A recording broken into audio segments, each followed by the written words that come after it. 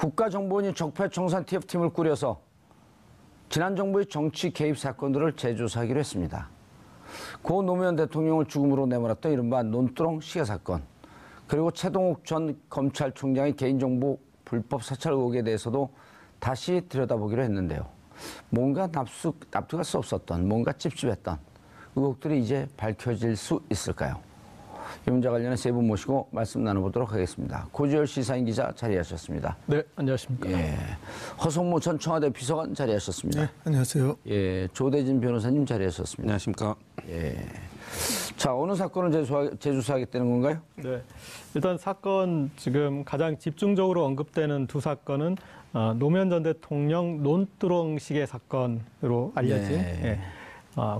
그 당시 이제 이인규 그 수사검사가 국정원이 흘렸다 어떤 정보를 이 권양숙 여사가 논두렁에다 박연차 전 회장이 받은 이 시계를 버렸다라는 그런 정보를 흘렸다라는 그 내용에 대해서 다시 한번 조사를 하고요. 그리고 최동욱 전 검찰총장의 혼외 아들 정보가 어떤 경위를 거쳐서 유출됐냐. 당시 국정원 송모 직원을 통해서 유출됐는데 그 사건에 대해서 재조사하고 뭐 댓글 사건을 국정원 댓글 사건을 비롯해서 이제 총 12개 사건에 대해서 재조사가 이루어지는데 여기서 좀 주목할 게 전 두 가지가 있다고 생각합니다. 예. 하나는 이런 국정원의 과거사 청산은 계속 매 정부마다 있었습니다. 예. 심지어 박근혜 정부에서도 있었고요. 그래서 국정원의 개선과 개혁을 얘기할 때 노무현 정부 때 가장 과거사 청산을 아주 처절하게 했었는데 그게 개혁으로 이끌어지지 않은 부분을 주목해야 돼서 그래서 이거 개선은 개선인 것이고 개혁, 제도개혁에 대한 부분까지 연결해서 생각을 좀 할 필요가 있다라는 것 이렇게 말씀 좀 언급을 드리고 싶습니다. 예. 국정원이 이런 많은 사건에 관여하고 있었네요. 그럼요. 예. 뭐 지금 12가지를 이야기하는데 이게 다 국민들이 들어보면은 그 사건 다 알죠. 예, 다 아는 사건인데 예. 뭐든지 하나 명쾌하지 않았고 또 중간에 덮어졌거나 뭐 사실은 이제 서울시청 공무원 간첩 조작 사건 같은 경우에는 유우성. 예, 지금 이제 시장을 또 노리는 그런 공작이 있었고 모든 것들이 뭐 지난 정부들에서 우리가 승복하기 어려운 또 상식적으로 납득하기 어려운 그런 사건들이죠.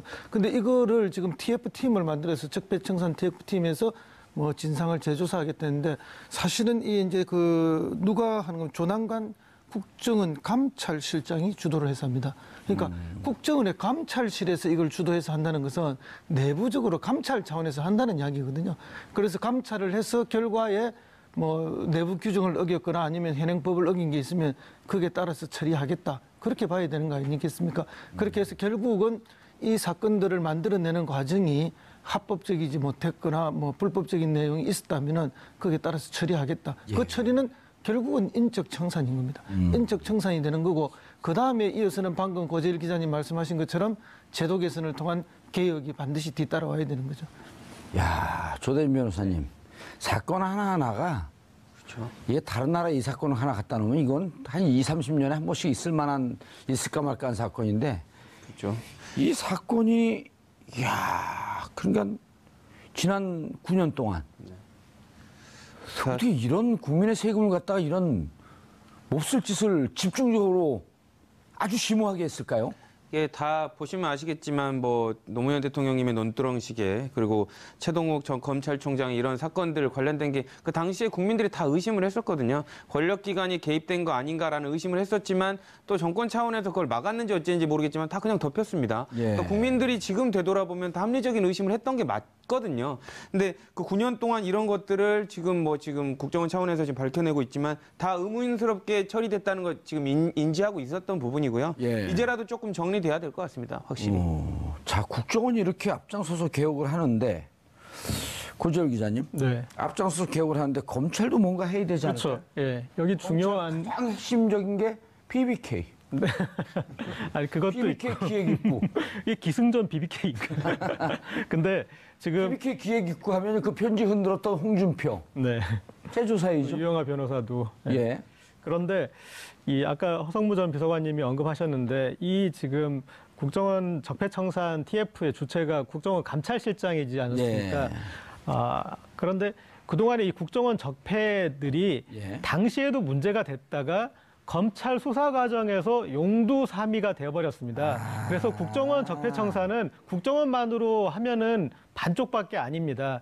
예. 이 검찰이 수사 과정에서 엿바꿔 먹었는데 그 검찰 적폐까지 같이 파악을 해야지 이게 이제 쌍축으로 될 수 있습니다. 안 그러면은 이게 어떻게 되냐면 나중에 결론에 그런데 법적으로 따져봤더니 나중에 무죄가 되지 않았느냐. 예. 그런 식으로 이렇게 흐지부지 된 결국은 이 순환 논리에 빠지게 됩니다. 그래서 당시 검찰 수사가 부족했던 부분 또 왜곡됐던 부분 대표적인 게 서울시 공무원 간첩 조작 의혹이지 않습니까? 예. 현직 검사들이 그 조작에 같이 관여했어요.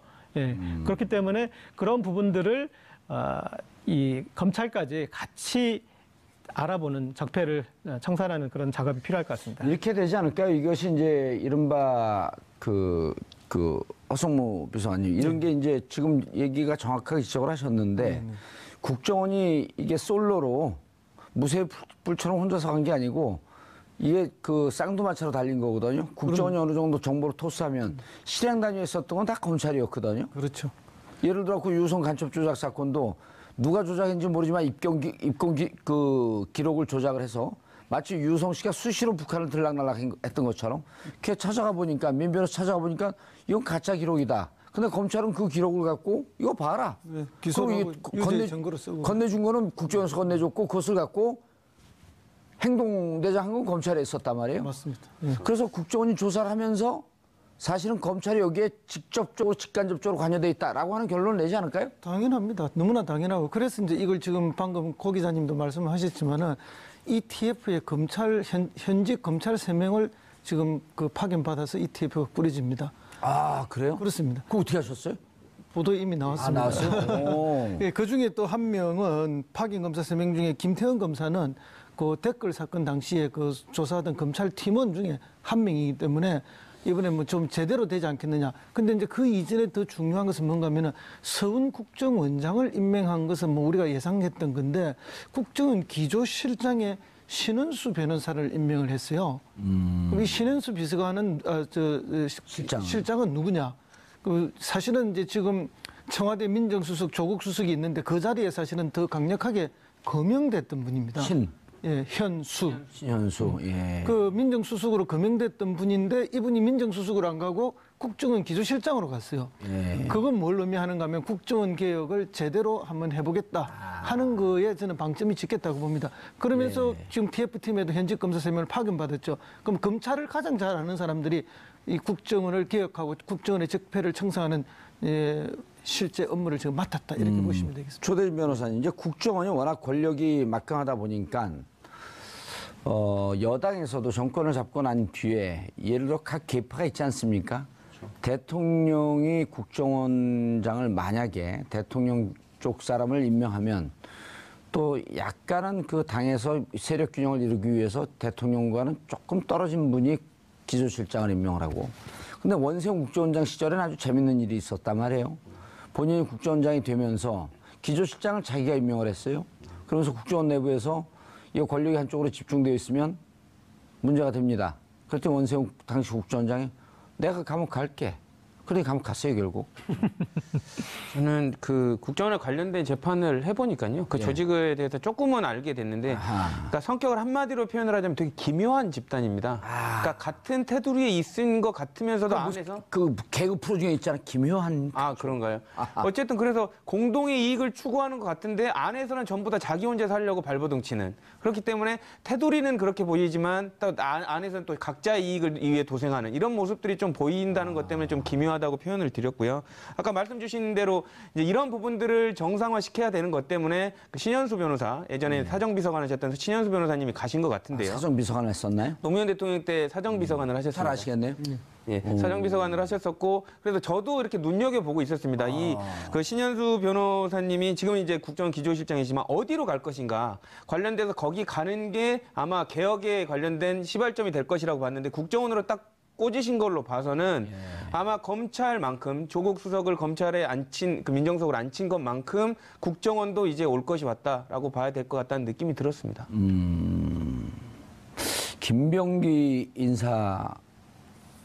인사처장 했었나요? 국정원에? 김병기 의원이 이병기인가요, 김병기인가요?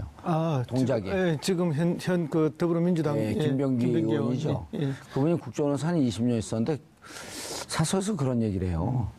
지금 조대진 변호사가 정확하게 지적했는데 국정원은 한 집단이 묶여 있는 거다. 그 집단이 무슨 일을 하는지 모른다. 다른 집단이. 그런데 이렇게 보면 정치적으로 관여할 것 같은 사람들은 대충 안다.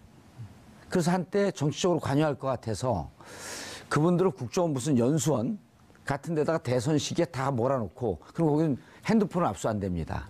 그 관여하지 못하도록 다 거기다 몰아놓을까 하는 정도의 고민을 할 정도로 정치 개입의 욕망은 강하고 그리고 또 그런 성향을 갖고 있는 분들이 꽤 많았다. 이런 얘기를 사석에서 한번 얘기한 적이 있거든요. 그게 뭐 그럴 수밖에 없죠. 이제 이렇게 국정원 이제 본부 내곡동에 있지 않습니까? 그 내부에서도 이제 국내 파트에 있는 분들은 뭐 다 그런 형태로 움직인다고 봐야 되는 게 왠가면은 이게 이 사람들이 정보 수집을 위해서 나가면은 경찰 정보 요원들이 기본적으로 준 정보를 분석하고 수집해서 하긴 하지만 또 각자 정보를 돌리는데 만나는 사람들이 다 정치권이나 경제권 인사들을 만나요. 만나고 기관장들과 기관 사람들을 만나는데 항상 그 초점이 그런데 관심이 가 있을 수밖에 없고 또 권력의 향방에 따라서 자기의 어쨌든 그 조직 내에서의 삶의 방향이 또 움직이고 하니까 출석기에 선수들이 돼 있는 거죠. 그러다 보니까 정치권 주변에서 언제나 정치에 영향을 미치거나 자기가 그걸 통해서 어떻게 해보려고 하는 사람들의 집단이 국내 정치, 국내 정보를 모으는 사람들의 한 형태라 이래 보면 되고요. 심지어 어떤 지역 같은 데 가면 이분들 자체가 이미 그 토 세력처럼 돼 있는 경우에도 아주 극소수이지만 그 자체가 권력 기관이죠. 권력이고 그냥. 토 세력이 돼 있는 거예요. 각 지역에는. 그래서 이 사람들 눈치를 보는 또 지역의 정치인들이나 지역의 경제인들도 많아요, 사실. 예. 고재열 기자님. 네. 자, 그럼 우리 논두렁으로 한번 가보시죠. 네. 이런 사건이 없었던 일 아니에요? 이거 누가 이런 소설을 썼어요? 그 이제 그 이런 이제 논두렁 사건이 발생하게 되는 또 한 축은 그런 이제 국정원의 이 여론 공세를 할 때 언론이 거기 부안해동해서 움직였기 때문에 되지 않겠습니까?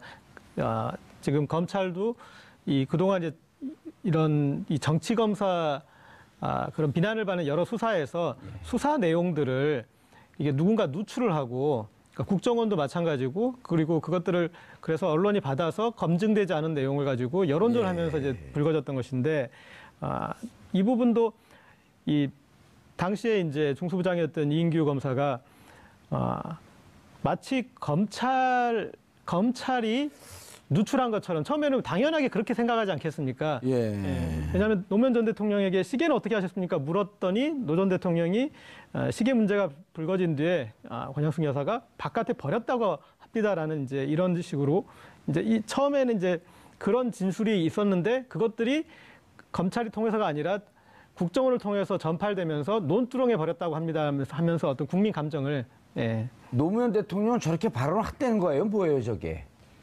그때 당시에 이제 논두렁 얘기가 나오지 않았다라는 게 핵심. 아니 노무현 대통령 저 발언을 했답니까?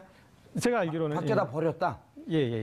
그거를 말한 것도 잘못된 거 아닌가요? 그거를 왜 담당 검사가 그걸 언론에다가 어디다 버리는지. 요 부분은 이제 전에 잘못 알려진 정보가 있으니까 그것에 대해서 이제 고치기 위해서 얘기한 거니까 이 부분은 좀 납득할 수 있을 것 같아요. 근데 지금 지나서 보면 조배대진 변호사님 시계를 받은 건 맞아요? 그것도 확실하지 않습니다. 그리고 그러니까 일단은 거기서부터가 아무것도 없는 거 아니에요? 그러니까 물론 지금 이인규 검사는 나중에 검찰에서 나와서 나는 마치 이런 부분들이 노무현 대통령 조사할 때는 논두렁 얘기가 안 나왔는데 국정원이 만든 것 같다라고 본인은 책임에서 살짝 빠지는 듯한 모습을 그러니까 시계는 있었냐고요? 그런 부분도 조사에서 명확하게 드러난 부분이 없습니다. 왜냐하면 관련해서 조사가 다 끝나지를 않았기 때문에. 처음에 명품 시계 논두렁 보도 등은 국정원 주도로 이루어진 것? 참 명품 시계 받았는지 안 받았는지 준 사람은 누군지 아무것도 안 나온 거 아니에요? 그러니까 그 화면에 있어서 저 덩어리 자체 주도로 이루어진 것 그 앞에 있는 그 부분이 모두 사실인지 아닌지 확인이 안 되는 겁니다. 확인이 안 된 거 아니에요? 그렇죠. 명품 시계를 누가 줬는지 받았는지 그렇죠. 이것도 확인되지 않은 상태에서 그다음 논쟁이 논두렁이냐 그냥 일반 것으로 버린 거냐? 그렇죠. 그럼 명품 시계는 당연히 받은 것처럼 됐단 말이에요? 그렇죠. 그 포인트를 이쪽으로 남겨둠으로 인해서 나머지 존재들은 사실을 전제하는 걸로 돼버리는 건데. 그렇게 됐죠. 그래서 그거 자체도 되게 저는 안 좋다고 봅니다. 올바른 게 안 아니라. 좋은 게 아니라 명품 시계를 받은 적이 없는 거 아니에요? 아니, 우리 어떻게 된 거예요, 이렇게 이거는? 말을 하게 된 그 말투의 배경이 그런 거 있지도 않는 그런 질문을 왜 하느냐에 대한 그런 그 뭐라죠 역공의 그 어투로 바깥에 내다 버립다 이런 식으로 대답을 했다라고 하는 이제 설이 있는 거죠. 설이 있는 거죠. 예. 근데 설이 있는 거를 중수부장이 얘기를 해요? 확인도 하지 않고? 그러니까 그게 일반적이지 않은 게요. 조사에 관련돼서 아직 재판도 이루어지지 않은 상태에서 당사자가 진술한 거를 언론에 밝혔다는 것 자체가 부적절한 겁니다. 피의사실 공표 아니에요. 그렇죠. 왜냐하면 그 부분이 설령 그게 사실이든 아니든 재판에 가서 재판장이 판단을 해야 될 부분이지 그 부분은 안 그래도 이슈가 되는데 더더군다나 당사자가 대통령인 상황에서 그 부분을 언론한테 일부라도 말해주는 거 그거는 아주 문제가 되는 부분이죠. 그럼 문제가 되니까 국정원이 흘렸다고 하더라. 그러면서 국정원한테 책임을 툭 넘기고. 그렇죠. 그 덩어리 하나 논두렁으로 그냥 토스하고 간 겁니다. 이인규 부장. 그러니까 저런 거 같습니다. 홍준표 이 지금 자유한국당 대표 같은 경우도 대선 과정에서 당시 이제 이 수사 내용들에 대해서 기정사실화하면서 계속 공격을 하지 않았습니까? 그러면서 어떤 노무현 전 대통령의 어떤 명예를 심각하게 훼손하는 그런 일들이 있었는데 이 부분에 대해서는 그러니까 검찰 수사 과정에서 그 수사 과정이 특별히 뭐 중간 수사 발표가 있거나 그 정리된 국민에게 정리해서 알린 그런 절차가 전혀 없었던 일이기 때문에 거기에 대해서 이 수사하셨던 분들은 이제 수사 내용을 얘기할 수 없는 부분이고 그다음에 그렇기 때문에 그 다른 분들이 이 얘기가 돼서 정리가 되지 않은 부분인데 사실인 것처럼 사실로 이 정리된 것처럼 발언하고 그걸 이제 선거에까지 활용하는 것은 문제가 있죠. 문제는 게 아니라 이런 사람들 감옥 보내야 되는 거 아니에요? 그냥 문제가 있으니까 조심하세요. 이 정도는 아니잖아요. 이게 완전히 나라를 뒤흔든 사건이었었는데 그 노무현 대통령을 전국적으로 죽음으로 몰아간 직간접적 타살이다. 라고까지 얘기가 나온 근거가 됐던 거 아니에요? 그렇죠. 그래서 이제 지금 이제 이런 사건에 대해서 국민들이 동의할 수 없었던 그런 국정원의 이제 정보 취득과 그리고 이제 정보 누출 행위에 대해서 조사를 하면은 아까 허성 전 비서관님 말씀하셨는데 인적 청산이 뒤따를 수밖에 없습니다. 그렇죠. 저처럼 인적 청산이 뒤따르고 그 다음에 이런 식의 국내 정치 개입하는 것 자체가 문제다. 그래서 지금 대통령이 국정원 개혁에서 추진하는 두 가지 방향, 국내 정치 파트를 전혀 없애고 그다음에 대공수사 업무를 경찰에 이관하는 이제 그 부분들까지 연결될 것 같습니다. 검찰로 확장이 돼서 이인규 전 중수부장 조사해야 되나요, 말아야 되나요? 저는 당연히 조사해야 된다고 봅니다. 홍만표 지금 감옥 가 있나요? 그렇죠. 나왔나요? 아닙니다. 지금 재판 중이고요. 재판 중에 추가 뛰어야죠, 그럼. 그러니까 관련돼 있으면 어쨌든 저는 찝찝하다고 생각하는 부분이 이인규 네. 부장이 뭐 당연히 억울할 수도 있죠. 자기가 총수사 총책임자였는데 이런 정도 얘기도 못하냐라고 항변할 수도 있습니다. 예. 근데 제가 아까 말씀드렸다시피 중요한 부분이 피해자가 당시 대통령이었고 대통령에 관련된 부분을 전직 대통령이었죠. 예, 전직 대통령이었고 관련된 부분이 충분히 사람들이 너무나도 궁금증을 가질 수 있는 상태에서 본인이 말을 하면 이슈가 된다는 거 당연히 알 수 있는 부분이거든요. 무엇보다도 저는 좀 화가 나는 게 지금 이제 와서 화가 나는 게 돌아가시지 않았습니까 대통령님이 예. 이 일 때문에 그러면 관련해서 본인이 어디서 이런 얘기를 들었는지 수사관이 밝혀야죠. 부르지 않더라도 가서 자기가 얘기해야죠. 나는 어디서 이런 얘기를 듣고 내가 알고 있었던 부분은 이 정도고 국정원에서 뭐 예를 들면 들은 부분은 이 정도고 이런 부분들을 명확히 가려줄 필요가 있다고 봅니다. 저는. 조대진 변호사님, 팩트 체크. 당시 11월쯤에 11월에 이제 본격적으로 노건평 노무현 전 대통령의 노무현 대통령 형이 검찰에 소환이 되죠. 그렇죠. 그리고 그때 소환이 될 때 이제 한갈의 소문이 최재경 중수부장이 이것은 설사 이런 돈 문제가 있다고 할지라도 퇴임 이후의 문제이기 때문에 뇌물로 기소하거나 할 수가 없습니다. 자신 없습니다. 그럴 때 이인규 중수부장이 손들고 나왔다는 거 아니에요? 그렇죠. 제가 하겠습니다. 그리고 이인규 중수부장의 수사 기법은 가족까지 탈탈 터는 그리고 그 라인을 잡기로 홍만표, 우병우까지. 그렇죠. 그래서 이제 3인방 아니에요? 네. 노무현 대통령을 죽음으로 몰아넣은 3인방. 이분들 이분들이 죄송합니다. 이 양반 근데 괜히 뭐 화를 내니까 나까지 화가 나잖아요. 저는 진짜로 이 사람들 화가 다 조사해야 되지 않아요? 그러니까 사실상 그 우병우 수석이 노무현 씨라고 얘기했던 그 워딩 자체가 우병우 수석이 한 게 아니라 이인규 부장이 했다는 얘기들도 있었거든요. 그래서 그 이인규 부장이 어떻게 보면 만약에 그런 얘기를 직접 했다면 정치적 욕심이 있었을 수도 있고 그리고 스스로도 검사들이 정치성을 얘기를 하니까 정치적인 목적 때문에 수사를 했다고 배제할 수는 없다고 봅니다. 예, 알겠습니다. 허성모 비서관님, 네네. 혼외자, 최동욱 혼외자로 넘어가죠. 그렇죠. 이거 지금 생각해도 다 화가 나니까 최동욱 당시 사건이 이렇게 됐던 거죠. 자, 최동욱 검찰총장이 원세훈 국정원장을 선거법 위반, 대선 댓글 개입 선거법 위반으로 기소하겠다, 구속 기소하겠다고 하자 당시 법무부 장관이었던 누구죠? 황교안. 한교안. 황교안이 무슨 구속 기소냐? 기소하지 마라. 그러니까 그나마 타협한 게 불구속 기소하는 것으로 하자. 그 다음에 이제 이 사건에서 손을 떼게 하기 위해서 최동욱 혼외자 아들이 나왔다. 그렇죠. 예. 근데 이제 그 혼외자 아들의 정보를 그러면 누가 이제 맨 처음 그렇죠. 알게 됐느냐? 예. 이제 국정원 직원인 거죠. 조선일보가 제일 먼저 보도했어요. 보도는 거기서 했는데 예. 이제 흘러나오기 시작한 게 그러면 그 국정원 직원은 그럼 그 정보를 어디서 했느냐? 화장실에서 옆에서 누군가가 이야기하는 걸 듣고 정보를 인지했다. 그래서 서초구청에 가서 그걸 이제 확인하기 위해서 그렇게 했다. 이렇게 나오는 거예요. 세상에 이런 정보가 화장실에서 다른 사람들이 이야기하는 거 옆에서 우연히 듣고 자기가 정보를 인지했다는 게 그게 말이 되는 소리입니까? NLL 포기했다라고 하는 대화록을 찌라시를 보고 알았다? 라고 하는 김무성 대표하고 똑같은 얘기죠. 거죠. 예. 그러니까 이건 뭐 지나가는 소가 웃을 이야기들을 하고 있는 거죠. 그러니까 이미 이런 정보들을 다 가지고 있었는데 어쨌든 이 최동욱이가 말을 듣지 않고 이제 자기가 법에 따라서 원칙대로 수사하라고 수사팀들한테 계속 지지를 보내주고 있으니까 이제 결국 수사를 무산시키기 위해서 최동욱을 날리기 위한 작전으로 쓴 거죠. 예. 그러니까 뭐 결국 그 혼외자 사건이 터지니까 모든 관심이 모든 언론이 그 이야기만 반복적으로 하다가 이제 나중에 사실 확인 쪽으로 가면서 결국은 이제 옷을 벗고 나가는 쪽으로 쫓아내는 쪽으로 이제 이렇게 사건이 전개가 되어버린 것이죠. 예. 그래서 이 사건은 이제 그때 뭐 그 박근혜 정권의 정통성 자체를 완전히 흔드는 게 그럼요. 댓글 사건 아닙니까? 예. 사실은 이제 뭐 대통령으로 부정선거를 통해서 된 거나 마찬가지다는 거고 사실은 대통령이 그것 때문에라도 그때 당시 탄핵이 돼야 될 일이었던 거죠. 근데 그걸 완전 덮기 위해서 저질렀던 또는 폭로했던 게 혼외자 사건인데 그게 핵심이 국정원들이 나서서 했다. 그러니까 이거 역시 국내 정치에 제대로 개입한 거다. 그래서 문제가 되는 거죠. 당시에 이제 공동 주연이 조선일보지 않습니까?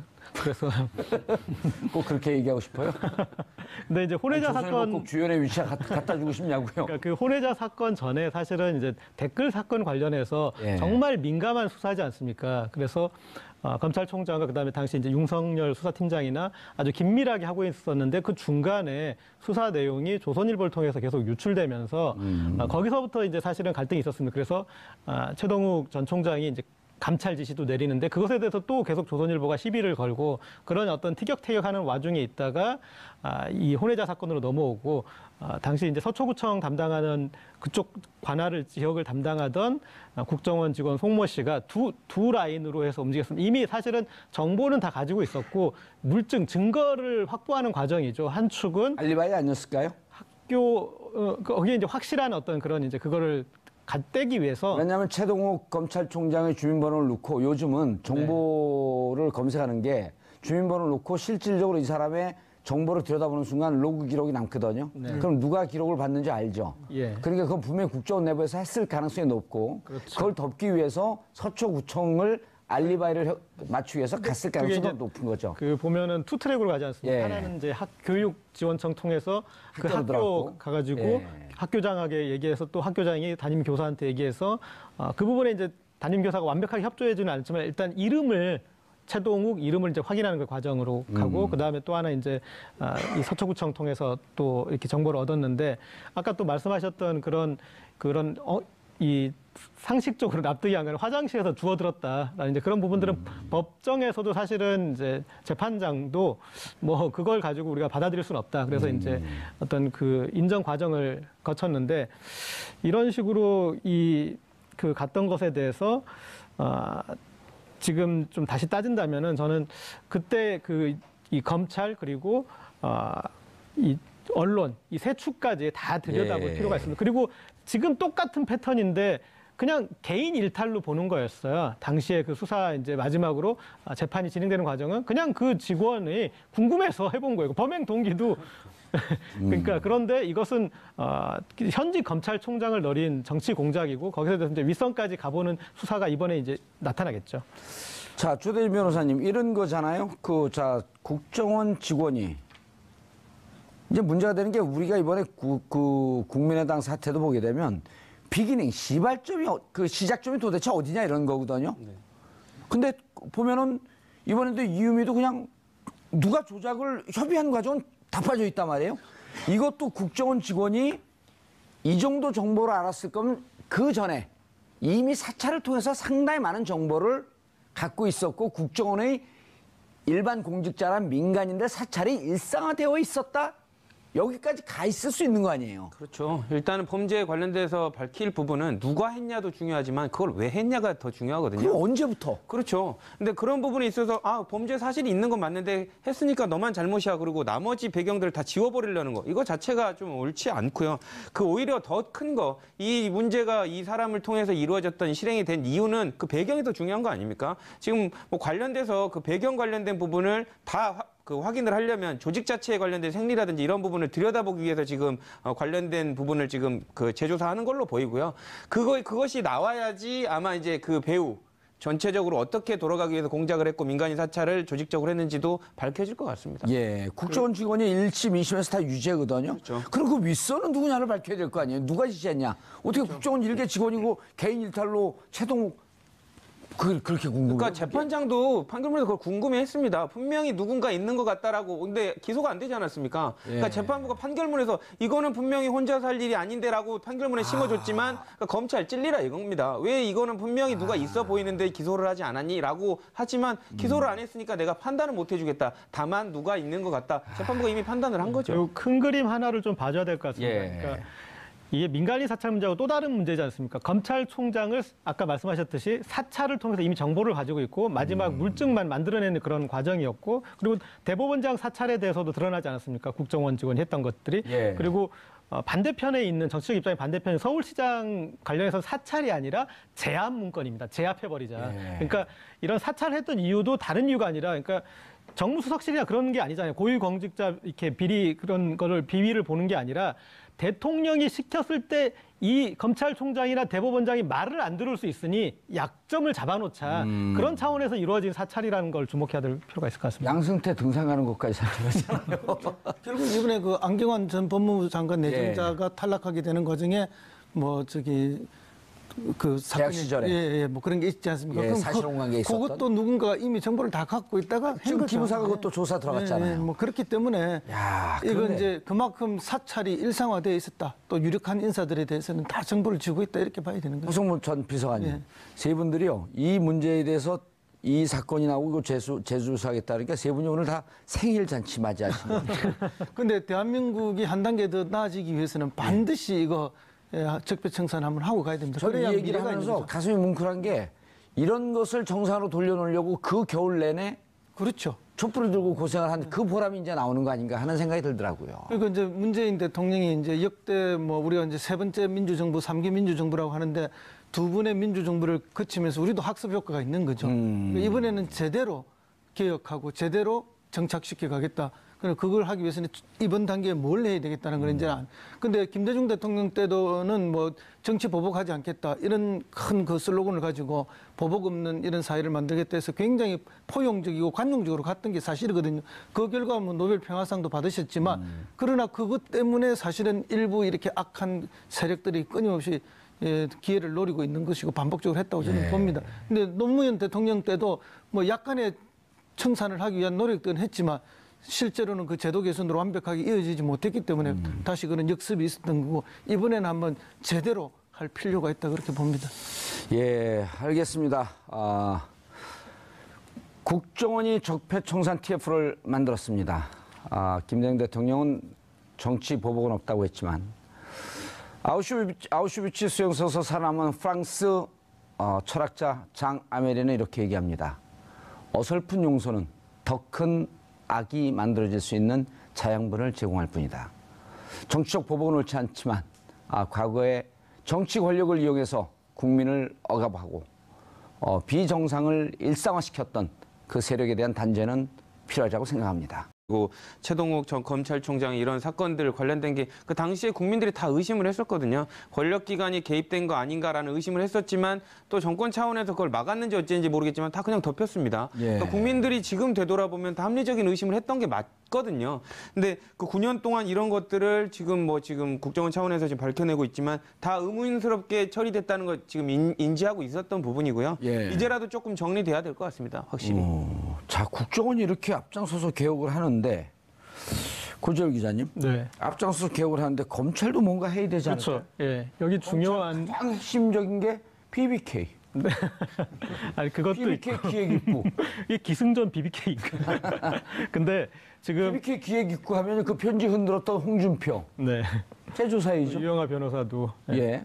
그런데 이 아까 허성무 전 비서관님이 언급하셨는데 이 지금 국정원 적폐청산 TF의 주체가 국정원 감찰실장이지 않았습니까? 예.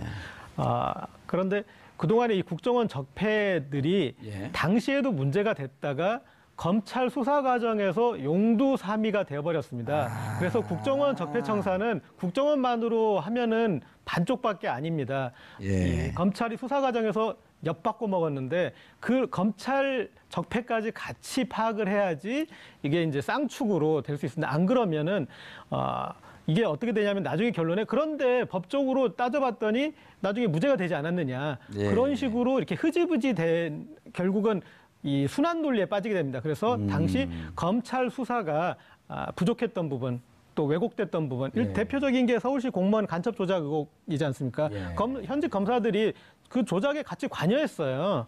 예. 그렇기 때문에 그런 부분들을 이 검찰까지 같이 알아보는 적폐를 청산하는 그런 작업이 필요할 것 같습니다. 이렇게 되지 않을까요? 이것이 이제 이른바 그 허성무 비서관님 이런 게 이제 지금 얘기가 정확하게 지적을 하셨는데 국정원이 이게 솔로로 무쇠불처럼 혼자서 간 게 아니고 이게 그 쌍두마차로 달린 거거든요. 국정원이 어느 정도 정보를 토스하면 실행 단위에 썼던 건 다 검찰이었거든요. 그렇죠.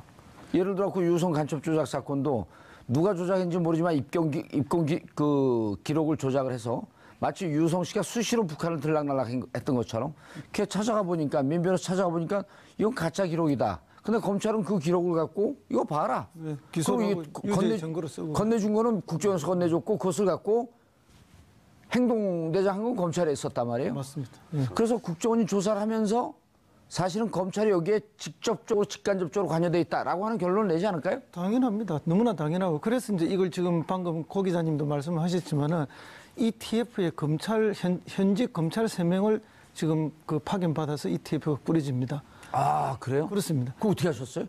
보도에 이미 나왔습니다. 나왔어요? 예, 그 중에 또 한 명은 파견 검사 3명 중에 김태현 검사는 그 댓글 사건 당시에 그 조사하던 검찰 팀원 중에 한 명이기 때문에 이번에 뭐 좀 제대로 되지 않겠느냐. 근데 이제 그 이전에 더 중요한 것은 뭔가 하면은 서훈 국정원장을 임명한 것은 뭐 우리가 예상했던 건데 국정원 기조실장에 신은수 변호사를 임명을 했어요. 그럼 이 신은수 비서관은 실장은 누구냐?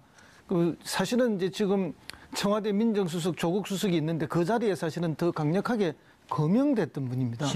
예, 신현수. 예. 그 민정수석으로 거명됐던 분인데 이분이 민정수석으로 안 가고 국정원 기조실장으로 갔어요. 예. 그건 뭘 의미하는가 하면 국정원 개혁을 제대로 한번 말씀 좀 언급을 드리고 싶습니다. 예.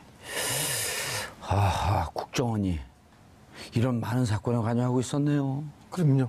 예. 뭐 지금 12가지를 이야기하는데 이게 다 국민들이 들어보면은 그 사건 다 알죠. 예, 다 아는 사건인데 예. 뭐든지 하나 명쾌하지 않았고 또 중간에 덮어졌거나 뭐 사실은 이제 서울시청 공무원 간첩 조작 사건 같은 경우에는 유성. 예, 지금 이제 시장을 또 노리는 그런 예. 공작이 있었고 모든 것들이 뭐 지난 정부들에서 우리가 승복하기 어려운 또 상식적으로 납득하기 어려운 그런 사건들이죠. 근데 이거를 지금 TF팀을 만들어서 적폐청산 TF팀에서 뭐 진상을 재조사하겠다는데 사실은 이 이제 그 누가 하는 건 조남관 국정원 감찰실장이 주도를 해서 합니다. 그러니까 국정원의 감찰실에서 이걸 주도해서 한다는 것은 내부적으로 감찰 차원에서 한다는 이야기거든요.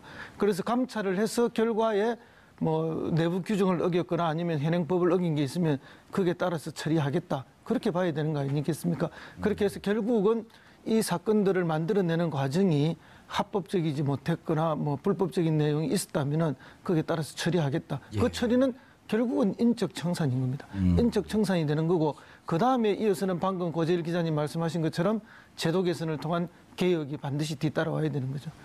야, 조대진 변호사님. 사건 하나하나가 그렇죠. 이게 다른 나라 이 사건을 하나 갖다 놓으면 이건 한 20-30년에 한 번씩 있을까 말까 한 사건인데 그렇죠. 이 사건이 그러니까 지난 9년 동안 어떻게 이런 국민의 세금을 갖다가 이런 몹쓸 짓을 집중적으로 아주 심오하게 했을까요? 이게 다 보시면 아시겠지만 뭐 노무현 대통령님의 논두렁식에 그리고 해보겠다 하는 거에 저는 방점이 찍겠다고 봅니다. 그러면서 지금 TF팀에도 현직 검사 3명을 파견받았죠. 그럼 검찰을 가장 잘 아는 사람들이 이 국정원을 개혁하고 국정원의 적폐를 청산하는 실제 업무를 지금 맡았다 이렇게 보시면 되겠습니다. 조대진 변호사님, 이제 국정원이 워낙 권력이 막강하다 보니까 여당에서도 정권을 잡고 난 뒤에 예를 들어 각 계파가 있지 않습니까? 대통령이 국정원장을 만약에 대통령 쪽 사람을 임명하면 또 약간은 그 당에서 세력 균형을 이루기 위해서 대통령과는 조금 떨어진 분이 기조실장을 임명을 하고, 근데 원세훈 국정원장 시절에는 아주 재밌는 일이 있었단 말이에요. 본인이 국정원장이 되면서 기조실장을 자기가 임명을 했어요. 그러면서 국정원 내부에서 이 권력이 한쪽으로 집중되어 있으면 문제가 됩니다. 그랬더니 원세훈 당시 국정원장이 내가 감옥 갈게. 그래 감옥 갔어요 결국. 저는 그 국정원에 관련된 재판을 해보니까요. 그 예. 조직에 대해서 조금은 알게 됐는데, 그러니까 성격을 한마디로 표현을 하자면 되게 기묘한 집단입니다. 그러니까 같은 테두리에 있은 것 같으면서도 안에서 그 개그 프로 중에 있잖아 기묘한. 그런가요? 어쨌든 그래서 공동의 이익을 추구하는 것 같은데 안에서는 전부 다 자기 혼자 살려고 발버둥치는, 그렇기 때문에 테두리는 그렇게 보이지만 또 안에서는 또 각자의 이익을 위해 도생하는 이런 모습들이 좀 보인다는 것 때문에 좀 기묘하다고 표현을 드렸고요. 아까 말씀 주신 대로 이제 이런 부분들을 정상화시켜야 되는 것 때문에 그 신현수 변호사, 예전에 사정비서관 하셨던 신현수 변호사님이 가신 것 같은데요. 사정비서관을 했었나요? 노무현 대통령 때 사정비서관을 하셨습니다. 잘 아시겠네요. 예, 사정비서관을 하셨었고, 그래서 저도 이렇게 눈여겨보고 있었습니다. 이 그 신현수 변호사님이 지금 이제 국정원 기조실장이지만 어디로 갈 것인가 관련돼서 거기 가는 게 아마 개혁에 관련된 시발점이 될 것이라고 봤는데 국정원으로 딱 꽂으신 걸로 봐서 국가정보원이 적폐청산 TF팀을 꾸려서 지난 정부의 정치 개입 사건들을 재조사하기로 했습니다. 고 노무현 대통령을 죽음으로 내몰았던 이른바 논두렁 시계 사건, 그리고 최동욱 전 검찰총장의 개인정보 불법 사찰 의혹에 대해서도 다시 들여다보기로 했는데요. 뭔가 납득할 수 없었던, 뭔가 찝찝했던 의혹들이 이제 밝혀질 수 있을까요? 이 문제 관련해 세 분 모시고 말씀 나눠보도록 하겠습니다. 고지열 시사인 기자 자리하셨습니다. 네, 안녕하십니까. 예, 허성모 전 청와대 비서관 자리하셨습니다. 네, 안녕하세요. 예, 조대진 변호사님 자리하셨습니다. 안녕하십니까. 예. 자, 어느 사건을 재조사하겠다는 건가요? 네, 일단 사건 지금 가장 집중적으로 언급되는 두 사건은 노무현 전 대통령 논두렁 시계 사건으로 알려진 네. 그 당시 이제 이인규 그 수사검사가 국정원이 흘렸다 어떤 정보를 이 권양숙 여사가 논두렁에다 박연차 전 회장이 받은 이 시계를 버렸다라는 그런 정보를 흘렸다라는 그 내용에 대해서 다시 한번 조사를 하고요. 그리고 최동욱 전 검찰총장의 혼외 아들 정보가 어떤 경위를 거쳐서 유출됐냐. 당시 국정원 송모 직원을 통해서 유출됐는데 그 사건에 대해서 재조사하고 뭐 댓글 사건을 국정원 댓글 사건을 비롯해서 이제 총 12개 사건에 대해서 재조사가 이루어지는데 여기서 좀 주목할 게 전 두 가지가 있다고 생각합니다. 예. 하나는 이런 국정원의 과거사 청산은 계속 매 정부마다 있었습니다. 예. 심지어 박근혜 정부에서도 있었고요. 그래서 국정원의 개선과 개혁을 얘기할 때 노무현 정부 때 가장 과거사 청산을 아주 처절하게 했었는데 그게 개혁으로 이끌어지지 않은 부분을 주목해야 돼서 그래서 이거 개선은 개선인 것이고 개혁, 제도 개혁에 대한 부분까지 연결해서 생각을 좀 할 필요가 있다라는 것 이렇게